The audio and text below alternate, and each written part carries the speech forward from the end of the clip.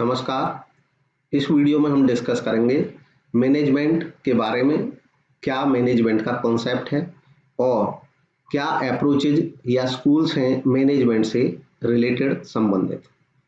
PGT commerce topic wise study का part 39 है। ये सीरीज महत्वपूर्ण है और फोकस्ड है पीजीटी कॉमर्स के सभी रिक्रूटमेंट एग्जाम से के लिए। इसके अलावा उन सभी एग्जाम्स में भी ये मदद करेगी जिनमें कॉमर्स से रिलेटेड क्वेश्चंस पूछे जाते हैं, चाहे वो यूजीसी नेट का एग्जाम हो, एनटीए नेट का, या किसी भी जगह असिस्टेंट प्रोफेसर का एग्जाम हो। मैनेजमेंट कॉन्सेप्ट, मैनेजमेंट किसे कहते हैं? तो ऐसे सामान्य शब्दों में मैनेजमेंट का मतलब उस प्रोसेस से है जिसमें काम को एफिशिएंसी और इफेक्टिवनेस के साथ किया जाता हो। हम थोड़ा सा हिस्टोरिकल इसका जानेंगे कि मैनेजमेंट का की जो टर्म है उसकी शुरुआत कब से हुई। ऐसे तो मैनेजमेंट तो इतना प्राचीन है, इतना एंशिएंट है जितनी मानव सभ्यता है, यानी कि जब से मानव ने कुछ सीखा होगा तो डेफिनेटली मैनेजमेंट सीखा ही होगा, क्योंकि मैनेजमेंट को करते सब लोग हैं। ये अलग बात है कि जानते कम लोग हैं कि मैनेजमेंट क्या होता है। एक्चुअल में जो कुछ भी हम करते हैं, जब हम सही तरीके से करने की कोशिश करते हैं तो हम मैनेजमेंट ही कर रहे होते हैं। तो जब से लोग कुछ भी काम कर रहे हैं तब से मैनेजमेंट है। लेकिन मैनेजमेंट एक सब्जेक्ट की तरह लोगों ने कब पहचान की इसको, इससे रिलेटेड अगर इसमें जाएंगे टर्मिनोलॉजी में, तो ये बहुत ज़्यादा पुराना विषय नहीं है। बहुत पहले इसको अलग अलग संदर्भ में पढ़ते थे। इसकी कोई ऐसी हिस्ट्री वेल डिफाइंड नहीं है कि तब से इसकी शुरुआत मान ली जाए। लेकिन जो इंग्लिश वर्ड मैनेज है, वर्ब मैनेज, वो आया इटालियन वर्ड मैनेजियरे से, और इसका मतलब है टू हैंडल, स्पेशली टूल्स या हॉर्स वगैरह को हैंडल करना। और इसका जो डेराइव हुआ था, मैनेजियरे जो इटालियन वर्ड था, ये डेराइव हुआ है दो लैटिन वर्ड्स से। एक है मेनस और दूसरा है एजेरे। मेनस का मतलब है हैंड, हाथ, और एजेरे का मतलब to act.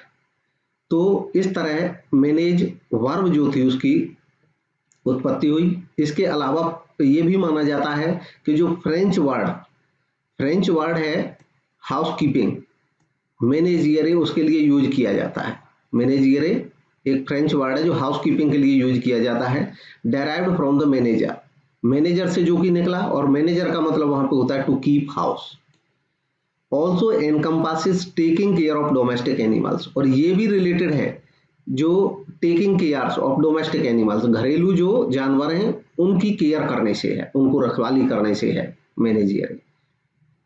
The English word management, अब जो इंग्लिश वर्ड मैनेजमेंट जिसको आज हम डिस्कस करेंगे, ये मैनेजमेंट कहाँ से आया? ये मैनेजमेंट इसी तरह से ये बिगड़ते बिगड़ते इसका स्वरूप बदलते बदलते मैनेजमेंट बना, और यह माना जाता है कि 17वीं और 18वीं शताब्दी के बीच में, इन सेंचुरीज के दौरान, ये फ्रेंच वर्ड था मैनेजमेंट, और मैनेजमेंट से ही फिर धीरे धीरे बन गया मैनेजमेंट। फॉर्मल स्टडी, जिस रूप में आज हम मैनेजमेंट की पढ़ाई कर रहे हैं, ये स्टडी शुरू हुई लेट 19th सेंचुरी में। अब हम समझेंगे डिफरेंट अप्रोचेज या स्कूल्स ऑफ मैनेजमेंट। तो पहले ये समझें कि अप्रोच या स्कूल्स का मतलब क्या होता है। इसका मतलब होता है विचारधारा। जैसे मैनेजमेंट है तो इसके बारे में कई दफा हम डिस्कस कर चुके हैं कि जो मैनेजमेंट है, प्रबंध है, इसका कोई एक अर्थ नहीं है। इसको अलग अलग विद्वानों ने अलग अलग तरीके से परिभाषित किया है। ये परिस्थितियों के अनुसार भी विद्वानों ने इसको डिफाइन किया है, परिभाषित किया है। इसके अलावा विद्वानों पे उस करंट सिनेरियो का भी प्रभाव पड़ा है जो उन्होंने देखा है। जैसे अगर कोई इंजीनियरिंग बैकग्राउंड से आया तो उसने अपने हिसाब से परिभाषित किया, अगर कोई सोशियोलॉजी से या साइकोलॉजिकल बैकग्राउंड से जो थिंकर्स आए उन्होंने अपने हिसाब से परिभाषित किया। तो सभी के सब्जेक्ट्स का इसमें टच मिलता है मैनेजमेंट में। इसी आधार पर मैनेजमेंट की बहुत सारी विचारधाराएं बन गई। वो विचारधाराएं जो हैं उन्हीं को आज हम डिफरेंट अप्रोच या डिफरेंट स्कूल्स या डिफरेंट फिलॉसफीज ऑफ मैनेजमेंट कहा जाता है। तो उनमें से जो मुख्य हैं उनके बारे में हम डिस्कस करेंगे। सबसे पहला है management process school. Management process approach भी कहा जाता है इसको, इसके कई नाम हैं। इसको ऑपरेशनल अप्रोच भी कहा जाता है। इसी को ट्रेडिशनल अप्रोच भी कहा जाता है, इसको यूनिवर्सल अप्रोच भी कहा जाता है और इसी को क्लासिकल अप्रोच भी कहा जाता है। तो इतने सारे नाम हैं इस विचारधारा के। Classical school is the oldest formal school of management thought. जो मैनेजमेंट की जब से पढ़ाई शुरू हुई, जिस रूप में आज हम इसको मैनेजमेंट को पढ़ रहे हैं, समझ रहे हैं, डिस्कस कर रहे हैं, उस रूप में सबसे पहली जो विचारधारा मानी जाती है वो यही क्लासिकल स्कूल है जिसकी अभी हम डिस्कस कर रहे हैं। दिस स्कूल कंसीडर्स, ये स्कूल कहता है कि मैनेजमेंट एक प्रोसेस है। और कैसी प्रोसेस है? Getting things done with people operating in organised groups. ये है ऑर्गेनाइज्ड ग्रुप्स में लोगों से काम कराने की कला। यानी कि ये जो कॉन्सेप्ट है मैनेजमेंट प्रोसेस स्कूल या यूनिवर्सल अप्रोच या क्लासिकल अप्रोच, ये कहती है कि management is a process of getting things done by the people who are working in a group. तो as per this school management, इस विचारधारा के अनुसार management principles are of universal application. Means this approach states that the management principles or the management theories can be applied universally in every type of organization. Henry Fayol is considered as the father of this school. इस school के जो सबसे ज़्यादा इनको जो श्रेय जाता है क्लासिकल स्कूल का या कहें कि मैनेजमेंट प्रोसेस स्कूल का, ये जाता है हेनरी फेयोल को। He points out that management is a functional concept. वो उनके अनुसार जो मैनेजमेंट है वो एक फंक्शनल कॉन्सेप्ट है। फंक्शनल कॉन्सेप्ट है विच इज यूनिवर्सल, जो कि यूनिवर्सल है, जिसकी जरूरत हर जगह रहती है। And applicable to any type of enterprise, be it a business enterprise और अदरवाइज। चाहे वो बिजनेस ऑर्गेनाइजेशन है, चाहे वो नॉन बिजनेस ऑर्गेनाइजेशन है, हर जगह इसकी जरूरत होती है। जहां पे हेनरी फेयोल कहते हैं कि एक फंक्शनल कॉन्सेप्ट है, दरअसल हेनरी फेयोल ने मैनेजमेंट के बारे में बताया है कि इसमें फंक्शन करने पड़ते हैं और वो हर मैनेजर को करने पड़ते हैं। और इन्होंने 5 फंक्शन सुझाए हैं मैनेजमेंट के। इसके अलावा इस विचारधारा से जुड़े हुए या इस विचारधारा में और जो कंट्रीब्यूट किया है, इसको अपनाया है, इसके ऊपर विचार रखे हैं, इसके ऊपर काम किया है, रिसर्च की है, उनमें जो मेजर थिंकर्स हैं इनके अलावा, हेनरी फेयोल के अलावा, वो हैं William Newman, Summers, McFarland, G D. Mooney, A C. Reiley, Lyndall Urwick, Harold Koontz. और इन सब ने, इनके अलावा और भी कुछ विद्वान हैं जिन्होंने इस अप्रोच पे काम किया है। इवन आज भी बहुत सारे थिंकर्स इस अप्रोच पे काम कर रहे हैं। 3 area of study that can be grouped under the classical school. अब ये जो क्लासिकल स्कूल है जिसको अभी हम पढ़ रहे हैं, इसमें इसको फिर आगे 3 हिस्सों में ये बंट गया है। मतलब ये 3 हिस्से हैं इसके अलग अलग, 3 थ्योरी जो इसके अंडर आ जाती हैं क्लासिकल के ही अंदर। साइंटिफिक मैनेजमेंट, एडमिनिस्ट्रेटिव मैनेजमेंट और ब्यूरोक्रेटिक मैनेजमेंट। इनमें एक एक करके इन तीनों को भी समझते हैं। साइंटिफिक मैनेजमेंट आया लेट 19th सेंचुरी में। साइंटिफिक मैनेजमेंट इंट्रोड्यूस किया था एक प्रयास की तरह, ताकि जो वर्क प्लेस है जहां पे लोग काम कर रहे हैं वहां पे एक मेंटल रिवॉल्यूशन यानी कि मानसिक क्रांति, विचारों की क्रांति उत्पन्न की जाए, जिससे कि प्रोडक्शन को तेज गति से बढ़ाया जा सके। इस साइंटिफिक मैनेजमेंट की विचारधारा के जो प्रोपोनेंट कहो या इसके फादर कहो या प्रोपाउंडर कहो, वो माना जाता है फ्रेडरिक विंसलो टेलर को। और इनका जो उद्देश्य था वो था एफिशिएंसी को काफी इंप्रूव करना। इसके अलावा दूसरे भी कुछ और कंट्रीब्यूटर्स भी हैं इस साइंटिफिक मैनेजमेंट के भी। एफ.डब्ल्यू. टेलर को तो इसका फादर माना जाता है, प्रोपाउंडर माना जाता है। इसके अलावा जो दूसरे थिंकर्स हैं इस अप्रोच से जुड़े हुए, इस स्कूल से जुड़े हुए, वो हैं Frank Gilbert, Lillian Gilbert, H.S. Person, Henry L Gantt, Harrington Emerson और M.L. कुकी। इसके अलावा जो क्लासिकल स्कूल है उसी में 2 स्कूल और हैं साइंटिफिक मैनेजमेंट के अलावा, एडमिनिस्ट्रेटिव मैनेजमेंट और ब्यूरोक्रेटिक मैनेजमेंट। तो पहले देखते हैं इसमें अब एडमिनिस्ट्रेटिव मैनेजमेंट।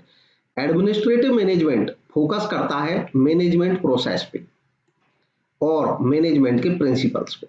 ये प्रोवाइड करता है जनरल थ्योरी ऑफ मैनेजमेंट। ये मैनेजमेंट की जनरल थ्योरी के बारे में बात करता है कि जनरल थ्योरी का मतलब क्या है कि मैनेजमेंट की वह थ्योरी मैनेजमेंट के वह सिद्धांत जो सबके ऊपर अप्लाई हो जाएं। क्योंकि वो सबके ऊपर अप्लाई हो जाएंगे, इसलिए इसकी जो अप्रोच है एडमिनिस्ट्रेटिव मैनेजमेंट की वो यूनिवर्सल है, हर तरह की संस्था में इसको लागू किया जाता है। और इसके जो प्रोपोनेंट हैं वो हेनरी फेयोल हैं। हेनरी फेयोल स्पेसिफिकली उन्होंने एडमिनिस्ट्रेटिव मैनेजमेंट को ही आगे बढ़ाया है, और ये जो क्लासिकल थ्योरी है उसका ये मेजर पार्ट है, हिस्सा है एडमिनिस्ट्रेटिव मैनेजमेंट। क्लासिकल स्कूल में ही तीसरा जो अप्रोच है वो है bureaucratic management. Bureaucratic management focus करता है आइडियल फॉर्म ऑफ ऑर्गेनाइजेशन पे, कि एक ऑर्गेनाइजेशन की आइडियल फॉर्म क्या होनी चाहिए, ये इस बात पे ध्यान आकर्षित करता है। मैक्स वेबर को इसका प्रोपाउंडर माना जाता है, इसका कंट्रीब्यूटर, मेजर कंट्रीब्यूटर माना जाता है मैक्स वेबर को। मैक्स वेबर ने प्रपोज किया एक ऐसी फॉर्म ऑफ ऑर्गेनाइजेशन जिसको ब्यूरोक्रेसी कहा जाए, और जिसकी विशेषताएं हो कि काम का बंटवारा करें, डिवीजन ऑफ लेबर हो, हायरार्की हो, पद अनुक्रम हो, यानी कि लोअर और अपर जो पोस्ट हैं उनमें संबंध हो, फॉर्मलाइज्ड रूल्स हो, रूल हो बिल्कुल क्लियर कट, इम्पर्सनलिटी हो, कोई पर्सनल मैटर्स नहीं हो, इम्पर्सनलिटी मतलब सब संस्था के लिए काम करें, and the selection and promotion of employees based on ability, और एम्प्लॉइज का जो सिलेक्शन होगा या प्रमोशन होगा वो एबिलिटी के बेस पे हो, वुड लीड टू, और अगर ऐसा होगा तो would lead to more efficient management, इससे जो मैनेजमेंट है वो काफी अच्छा हो जाएगा, एफिशिएंट मैनेजमेंट होगा। वेबर कहते हैं, कंटेंट करते हैं कि मैनेजर्स अथॉरिटी, मैनेजर की जो अथॉरिटी होती है एक ऑर्गेनाइजेशन में, उसका बेस कोई ट्रेडिशन या करिश्मा नहीं होना चाहिए कि भाई ये परंपरा है इसलिए हम मैनेजर को फॉलो कर रहे हैं, या वो करिश्मेटिक पर्सन है इसलिए हम उसको फॉलो कर रहे हैं, नहीं, but on the position held by the managers. वो कहते हैं कि उसकी जो पोजीशन है, जिस पोस्ट पे वो है, उसके अनुसार क्रम, उसका जो मैनेजर की जो पावर है वो उसके हिसाब से तय हो कि उसकी पोजीशन क्या है, ताकि जो ऑर्गेनाइजेशन है उसमें एक बेटर हायरार्की बने, ताकि एक प्रॉपर ऑर्डर में काम हो। वेबर के जो आइडिया थे वो बेस बने मॉडर्न ऑर्गेनाइजेशन थ्योरी के, यानी कि आज की डेट में जो हम ऑर्गेनाइजेशन थ्योरी पढ़ते हैं जिसमें हम स्ट्रक्चर बनाते हैं पोजीशंस के बीच में, वेबर के आइडियाज उसका बेस बने, और आज भी ये बहुत सारी ऑर्गेनाइजेशंस में फॉलो किए जाते हैं। अब हम समझेंगे क्लासिकल स्कूल के बाद दूसरा स्कूल है महत्वपूर्ण, the empirical school. Empirical school को मैनेजमेंट बाय कस्टम्स स्कूल भी कहा जाता है। This approach to management considers the management as the study of experience. इसमें मैनेजमेंट को कंसीडर किया जाता है कि मैनेजमेंट जो है उसमें एक्सपीरियंस की स्टडी होनी चाहिए, यानी कि लोगों के अनुभव की स्टडी करनी है, followed by efforts to learn. और जब हम किसी जो मैनेजर्स रहे हैं, जो थिंकर्स रहे हैं, उनके एक्सपीरियंस को हम पढ़ें, देखें, समझें, और फिर एफर्ट करें, कोशिश करें लर्न करने की फ्रॉम द एक्सपीरियंस, उस एक्सपीरियंस से जो हमने पढ़ा है। Then transfer the knowledge to the practitioners and the student, और फिर जो हम सीखें समझें उस एक्सपीरियंस के आधार पे, उसको स्टडी करके उसको हम प्रैक्टिशनर्स, यानी कि जो एज ए मैनेजर अभी काम कर रहे हैं, और जो स्टूडेंट हैं उनको हम प्रोवाइड करें। इट बिलीव्स, ये बिलीव करती है ये theory, that by analysing the experience, कि जब एक्सपीरियंस को एनालाइज किया जाएगा किसी सक्सेसफुल मैनेजर के को, जो मैनेजर सक्सेस रहे, और मिस्टेक्स ऑफ पुअर मैनेजर्स, जो पुअर मैनेजर रहे उनकी मिस्टेक्स को अगर इनको एनालाइज किया जाएगा, तो we can learn about applying the most effective management techniques. तो इस आधार पे जब हम जो सक्सेसफुल मैनेजर्स हैं उनकी सक्सेस को पढ़ेंगे और एनालाइज करेंगे, और जो मैनेजर फेल हो गए उनके जो पुअर मैनेजर थे उनकी मिस्टेक्स को स्टडी करेंगे और एनालाइज करेंगे, तो हम अच्छी इफेक्टिव टेक्निक सोच पाएंगे, अप्लाई कर पाएंगे। दिस स्कूल रिकमेंड्स, ये स्कूल रिकमेंड करता है केस स्टडीज को, कि केस स्टडीज की जो स्टडी होनी चाहिए, केस स्टडीज के ऊपर ध्यान होना चाहिए, फॉर ड्रॉइंग जनरल कंक्लूजन, जिससे जनरल कंक्लूजन निकाले जा सकें और नए प्रिंसिपल्स फॉर्म किए जा सकें। इस थ्योरी के मेन कंट्रीब्यूटर्स हैं Ernest Dale, Mooney and Reiley, Urwick. इसके अलावा हार्वर्ड बिजनेस स्कूल, ये एक बिजनेस यूनिवर्सिटी है, and the American management association, इन सब ने इसके ऊपर काफी काम किया और कंट्रीब्यूट किया इस थ्योरी में। नेक्स्ट थर्ड अप्रोच देखेंगे, the human relations approach. Human relation approach को ह्यूमन बिहेवियर स्कूल भी कहा जाता है, लीडरशिप साइंस अप्रोच भी कहा जाता है, और बिहेवियरल साइंस अप्रोच भी इसको कहा जाता है। ये अप्रोच बेस्ड है साइकोलॉजिकल फैक्टर्स पे, साइकोलॉजिकल फैक्टर्स पे, जो कि कारण बन जाते हैं चेंज का ह्यूमन बिहेवियर के का, यानी कि मानव का जो बिहेवियर है वो उसके साइकोलॉजिकल फैक्टर उसमें परिवर्तन लाने में महत्वपूर्ण भूमिका निभाते हैं। इस बात पे बेस्ड है ये थ्योरी। एक ऑर्गेनाइज्ड ग्रुप में under given situation, it advocates that management involves getting things done through people. ये कहती है ये थ्योरी कि जो मैनेजमेंट है उसमें जरूरत ये होती है कि जो लोग हैं उनसे हमें काम कराना है, उनके द्वारा काम कराना है, और इसलिए मैनेजमेंट को सेंटर्ड होना चाहिए, मतलब ध्यान रखना चाहिए इंटरपर्सनल रिलेशंस का, लोगों के आपसी रिलेशंस का। क्योंकि जो लोग काम कर रहे हैं एक ग्रुप में, एक ऑर्गेनाइजेशन में, अगर उनके इंटरपर्सनल रिलेशन यानी कि उन लोगों के आपस के जो संबंध हैं अगर वो बहुत अच्छे रहेंगे तो इसका साइकोलॉजिकली असर पड़ेगा उनकी एफिशिएंसी पे, और इससे उनकी एफिशिएंसी तेजी से बढ़ेगी। इस थ्योरी के जो मेन इन्वेंटर हैं वो है एल्टन मेयो, और इन्हीं के साथ उस ग्रुप में काम करने वाले थे जिन्होंने इस थ्योरी पे काम किया था, रोथेल्सबर्गर। इसके अलावा और भी बहुत सारे थिंकर्स थे जिन्होंने इस थ्योरी में समय समय पे अपना कंट्रीब्यूशन दिया है, जैसे कि रॉबर्ट ओवन और भी बहुत सारे थिंकर। नेक्स्ट स्कूल है या नेक्स्ट विचारधारा है द सोशल सिस्टम स्कूल या social behaviour school. This school of thought closely related to the human behaviour और human relation school of thought.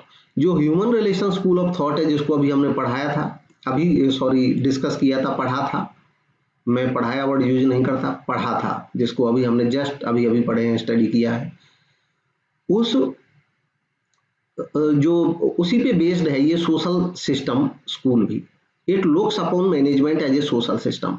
ये मैनेजमेंट को एक सोशल सिस्टम की तरह देखता है कि एक सामाजिक संरचना है management, which refers to a system of cultural interrelationship, जिसमें कल्चरल इंटर रिलेशनशिप मौजूद रहती है। These can be formal organisational relationship, ये रिलेशन फॉर्मल भी हो सकते हैं और any kind of human relation हो सकते हैं। This approach to management being heavily sociological in nature, क्योंकि ये जो थ्योरी है ये सोशोलॉजिकल है, सोसाइटी के जो रूल्स हैं उनसे ये अफेक्ट होती है, प्रभावित होती है, और इसलिए जो सोशोलॉजी जो कहती है उसी पे बेस्ड है ये theory. The focus of school of thought, इसमें जो फोकस है वो है on the study of organisation as a cooperative और कोलैबोरेटिव सिस्टम। ये पूरी ऑर्गेनाइजेशन को ही एक कोऑपरेटिव सिस्टम मानती है या कोलैबोरेटिव सिस्टम मानती है, एक सोसाइटी की तरह मानती है। इस social system is a unit और एंटिटी। एक सोशल सिस्टम जो होता है वो कोई यूनिट या एंटिटी होता है कंसिस्टिंग ऑफ वेरियस सोशल सब सिस्टम्स कॉल्ड ग्रुप्स, जिसमें बहुत सारे सोशल सब सिस्टम रहते हैं जिनको हम ग्रुप्स कहते हैं। वो ग्रुप्स एम्प्लॉइज के हो सकते हैं, वो ग्रुप्स वर्कर्स के हो सकते हैं, तो किसी के भी वो ग्रुप्स हो सकते हैं। उन ग्रुप्स में अच्छे रिलेशन हो, उनमें जो सोशल वेलबींग है उसका ख्याल रखा जाए। फादर ऑफ दिस स्कूल, इस स्कूल के जो फादर माना जाता है वो माना जाता है चेस्टर बर्नार्ड को। उन्होंने एक और थ्योरी भी डेवलप की, थ्योरी ऑफ कोऑपरेशन। नेक्स्ट है डिसीजन थ्योरी स्कूल या डिसीजन मैनेजमेंट स्कूल। इस थ्योरी में जो फोकस है वो है डिसीजन पे, कि जो डिसीजन है वो अच्छे से लिया जाए। ये कंसंट्रेट करती है थ्योरी रेशनल डिसीजन पे, डिसीजन मेकिंग पे, यानी कि जो डिसीजन है वो रेशनल होनी चाहिए। रेशनल का मतलब होता है विवेकपूर्ण होने चाहिए, मतलब काफी सोच समझकर जब हम निर्णय लें जिसके बेटर होने के चांस ज्यादा हो जाएं, उसको कहा जाता है रेशनल डिसीजन, जो सोच समझ करके लिया जाता है सभी फैक्टर्स को ध्यान में रखते हुए। जितने भी पॉसिबल अल्टरनेटिव्स हो उन सबको ध्यान में रखा जाना चाहिए, और तब जो सूटेबल कोर्स ऑफ एक्शन है यानी कि जो सही तरीका है उसके बारे में डिसाइड करना चाहिए। मेन कंट्रीब्यूटर्स इस थ्योरी के जो रहे हैं वो हैं Chester Barnard, Herbert Simon, Stephen Robbins और इसके अलावा अन्य थिंकर्स। नेक्स्ट है the mathematical school. Mathematical school को क्वांटिटेटिव मैनेजमेंट स्कूल भी कहा जाता है। ये स्कूल कंसीडर करता है मैनेजमेंट को कि मैनेजमेंट एक सिस्टम है जिसमें मैथमेटिकल मॉडल्स और प्रोसेसेस का यूज किया जाता है। मैथमेटिकल यानी कि ये रीजनिंग बेस है, ये केवल जो लोगों का अपना जो इनर्शिया होता है, जो सोच होती है उस पर डिपेंड नहीं है, बल्कि ये एक मैथमेटिकल टूल की तरह काम करती है, एक रीजनिंग पे काम करती है। इस अप्रोच के अनुसार जो डिसीजन मेकिंग है वो एक लॉजिकल प्रोसेस है जिसके पीछे लॉजिक्स होने चाहिए, और उनको एक्सप्रेस किया जा सकता है in the terms of mathematical symbols and relationship. Harold कू इस थ्योरी के इन्वेंटर हैं, ओरिजिनेटर हैं। इनका मानना है कि जो मैथमेटिशियंस हैं उन्होंने जो मैनेजमेंट के पीपल होते हैं, जो मैनेजर्स होते हैं, उनको ज्यादा क्लियर कॉन्सेप्ट दिए प्रॉब्लम्स को सोल्व करने के। इसके लिए जो गोल्स हैं वो इस्टेब्लिश किए जाएं और इफेक्टिवनेस को मेजर किया जाए मैथमेटिकल तरीकों से। इसके जो बाकी विद्वान थे इस थ्योरी से रिलेटेड जिन्होंने इस पे काम किया, उसमें आते हैं Frederick Winslow Taylor, Gilbert, Gantt, Newman, Ackoff and Higgs. Next theory है the systems approach school. Next approach systems approach school. अब जो सिस्टम अप्रोच या सिस्टम स्कूल है ये फोकस करता है एक ऑर्गेनाइजेशन को कि एक ऑर्गेनाइजेशन एक ओपन सिस्टम है जो इनपुट्स को आउटपुट में ट्रांसफॉर्म करने का काम करता है।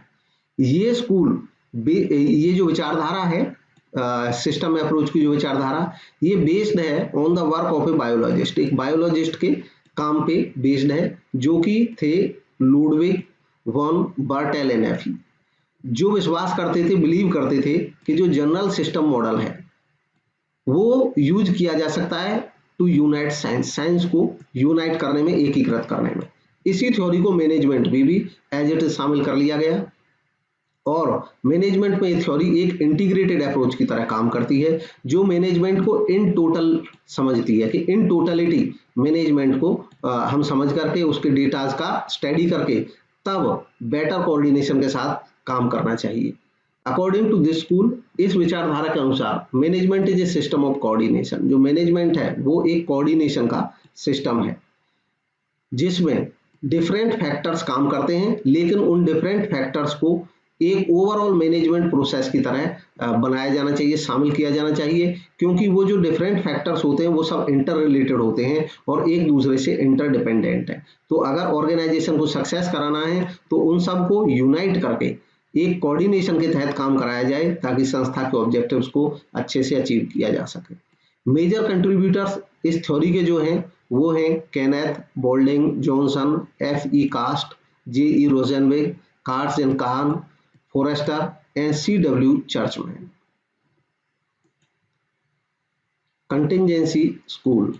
कंटिंजेंसी विचारधारा जो है, कंटिंजेंसी अप्रोच मैनेजमेंट को ये इस बात पे जोर देती है, इस फैक्ट पे जोर देती है कि मैनेजमेंट एक हाईली प्रैक्टिस ओरिएंटेड और एक्शन पैक्ड डिसिप्लिन है या जिसमें हाई प्रैक्टिस की जरूरत होती है। एनवायरनमेंट ऑफ ऑर्गेनाइजेशन, क्योंकि जो ऑर्गेनाइजेशंस का एनवायरनमेंट होता है वो काफी कॉम्प्लेक्स होता है, जटिल होता है, अनिश्चित होता है, अनसर्टेन होता है, एवर चेंजिंग, हमेशा चेंज होते रहता है और डाइवर्स टाइप का होता है, जिससे कि choice of approaches and also their effectiveness is contingent. अब जो अप्रोच हम यूज करेंगे किसी पर्टिकुलर सिचुएशन में वो कंटिंजेंट होती है। कंटिंजेंट का मतलब होता है कि वो सिचुएशन के हिसाब से वेरी कर सकती है, वो बदल सकती है on the behaviour and dynamics of situational variable. जैसे जैसे वेरिएबल्स बदलते हैं, परिस्थिति बदलती है, वैसे वैसे हमारे जो अप्रोचेज हैं वो भी बदल जाती हैं। कोई एक जो अप्रोच है वो हर सिचुएशन के लिए सॉलिड नहीं हो सकती है। There is no one universally valid best way of doing thing. काम करने का कोई भी यूनिवर्सली वैलिड बेस्ट तरीका नहीं है। व्हाट इज वैलिड, क्या वैलिड है या गुड है in a particular situation need not be the same in other situation. जरूरी नहीं है कि जो एक सिचुएशन में वैलिड है, गुड है, वो दूसरी सिचुएशन में भी गुड हो और वैलिड हो। जो कंटिंजेंसी स्कूल है इसकी शुरुआत हुई, इस विचारधारा की शुरुआत हुई 1960 में। इसके कुछ जो मेजर कंट्रीब्यूटर्स थे इस थ्योरी के उनमें शामिल हैं जॉन वुडवर्ड, पॉल लॉरेंस, जे लॉरेंस, फ्रेड फिडलर और इसके अलावा अन्य कुछ विद्वान। इसके अलावा कुछ नई नई विचारधारा, मॉडर्न कॉन्सेप्ट भी आ रहे हैं मैनेजमेंट में। इनको मॉडर्न मैनेजमेंट की टेक्निक भी कहा जाता है हालांकि, लेकिन ये भी थ्योरीज है, मैनेजमेंट की विचारधाराएं हैं। टोटल क्वालिटी मैनेजमेंट, TQM के नाम से जिसको जाना जाता है, ये भी एक फिलॉसफी है, एक अप्रोच है मैनेजमेंट में जो फोकस करती है एंटायर ऑर्गेनाइजेशन पे कि पूरी ऑर्गेनाइजेशन को डिलीवर करना चाहिए क्वालिटी गुड्स और सर्विसेज, अच्छी क्वालिटी की गुड्स और सर्विसेज प्रोवाइड करानी चाहिए अपने कस्टमर्स को। ये जो अप्रोच है मैनेजमेंट की, ये इंप्लीमेंट की गई थी जापान में और जापान में इंप्लीमेंट की गई थी वर्ल्ड वॉर सेकंड के बाद। और इसने जो जापान का पुनरुद्धार हुआ, यानी कि वर्ल्ड वार सेकंड में सभी जानते हैं कि जापान का काफी बड़ा नुकसान हुआ था, उसमें हारा था ये बुरी तरीके से, इसके यहाँ परमाणु बम भी गिराए गए थे, लेकिन इसकी इकोनॉमी में जो रिवाइवल हुआ उसमें बहुत बड़ा योगदान था इस टोटल क्वालिटी मैनेजमेंट टेक्निक का। नेक्स्ट है लर्निंग ऑर्गेनाइजेशन। जैसा कि इसके नाम से भी पता चल रहा है, लर्निंग ऑर्गेनाइजेशन को डिफाइन किया जा सकता है एक ऐसी ऑर्गेनाइजेशन जिसमें सभी एम्प्लॉइज इन्वॉल्व हों, जितने भी कर्मचारी हैं संस्था को वो इन्वॉल्व हों, और वो इन्वॉल्व हों किस काम में कि वो आइडेंटिफाई करें प्रॉब्लम्स को और सोल्व भी करें। ये अलाउ करती है एक ऑर्गेनाइजेशन को कि वो कंटिन्यूअसली इंक्रीज करेगी, ग्रो करेगी, लर्न करेगी और अपने पर्पज को अचीव करेगी। लर्निंग जो ऑर्गेनाइजेशन होती है, इसका जो प्रिंसिपल है वो एफिशिएंसी नहीं है, बल्कि ये है प्रॉब्लम सोल्व, यानी कि प्रॉब्लम को सोल्व करना है, चाहे किसी भी लेवल का एम्प्लॉय हो, कंटिन्यूअस सीखे सोल्व करे। 3 की एस्पेक्ट्स, इसके जो 3 महत्वपूर्ण एस्पेक्ट्स हैं लर्निंग ऑर्गेनाइजेशन के, वो है टीम बेस्ड स्ट्रक्चर एक टीम के पे बेस्ड होना चाहिए और टीम वर्क में लोगों को काम करना चाहिए। एम्पावर्ड एम्प्लॉइज जो हैं वो एम्पावर्ड होने चाहिए कि वो स्वयं सिचुएशन को समझें और सोल्व करें, प्रॉब्लम्स को ढूंढें, और ओपन इंफॉर्मेशन होनी चाहिए ताकि सभी लोग इन्फॉर्म रहें, वेल इन्फॉर्म रहें। पीटर सेंगे एक one of the best known expert हैं इस लर्निंग ऑर्गेनाइजेशन सिस्टम के। तो ये था आज का डिस्कशन, और ये काफी महत्वपूर्ण डिस्कशन भी था, और इससे रिलेटेड कभी कभी किसी एग्जाम में 4-4, 5-5 क्वेश्चन भी इसमें से आ जाते हैं, और एक दो क्वेश्चन तो हर एग्जाम में लगभग मिलते ही हैं। वीडियो देखने के लिए धन्यवाद। कमेंट के माध्यम से आप बता सकते हैं वीडियो आपको कैसा लगा, अच्छा लगा तो लाइक जरूर करें और कमेंट करें। Thank you.